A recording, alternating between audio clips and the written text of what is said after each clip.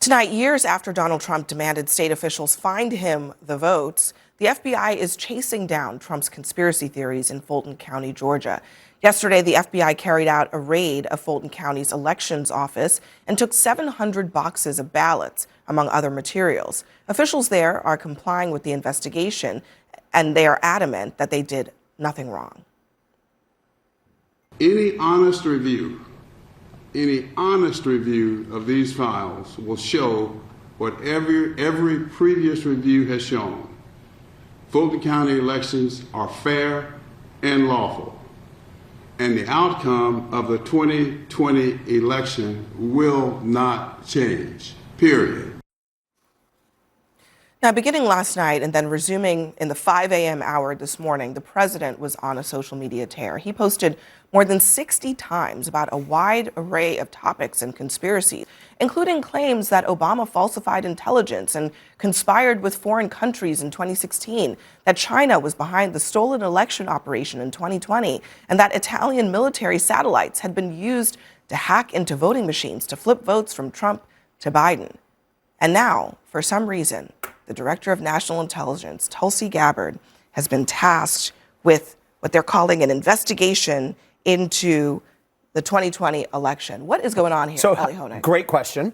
Let me tell you what we do know for sure and then what my questions are. We know for sure that in order to do a search warrant, prosecutors have to establish probable cause that a crime was committed. That's not reasonable doubt, but probable cause. They have to write it out, and then they have to go to a judge, or in this case, a magistrate judge, that's fine, who then reviews it and signs off. So we know that a magistrate judge looked at this document. We haven't seen the full document and said, I find at least probable cause that there's a crime committed and that you're likely to find evidence of that crime in the place you search. A couple things that are strange to me. First of all, this warrant came from the Eastern District of Missouri. I don't know what the Eastern District of Missouri is doing investigating Georgia. Number two, the statute of limitations on any of these crimes is going to be 5 years. We are 5+ years after the 2020 election. We are 5+ years after the inauguration. So I'm not sure how DOJ thinks they're going to make a case. And then number three, of course, which I will throw open to the table, is nothing on this planet has been investigated more than these 2020 election fraud theories and never come to fruition, been rejected by Congress, by prosecutors, by Bill Barr, by you name it. And it's been rejected across the board. It is a unhinged conspiracy theory. That is what it is. And it is now being investigated by the White House, which is trying to legitimize and normalize it. I think it's good to investigate, and this is why. At the time, according to Politico, 68% of Republicans doubted the fairness of the election outcome. According to other polls, it was over 70%. We want everyone in the country to be confident that elections are fair, that they're honest. And if looking at these documents can restore some of that confidence, what's wrong with looking at the evidence? What's wrong with it? And what's the basis of the fraud, by the way? Like, I just want to make sure that I understand it. What? I didn't sign the warrant. I don't know. But the fact is, what's wrong with looking at the boxes of evidence? Let's have fair people, unbiased people look and call it as they see it. What do you think? May I ask a question? If the statute of limitations on all this would have run by now, why would a judge sign off on going in and getting it? Is it possible there are other statutes or other laws or other issues that have been violated that wouldn't have a statute of limitations? Yeah, it's a good question. So I can think of two reasons. One is, yeah, there are some statutes where the limitations is 8 years, 10 years, and could be judge. Look, I've brought search warrants to judges. Sometimes they just sort of flip them pretty quickly. Now, look, this search warrant, we want to go into Fulton County. I hope to heck that magistrate judge looked at this very carefully. I should add, this warrant, given DOJ's policies and practices, would have had to go up to the top of DOJ. I mean, this involves a public place, a political place.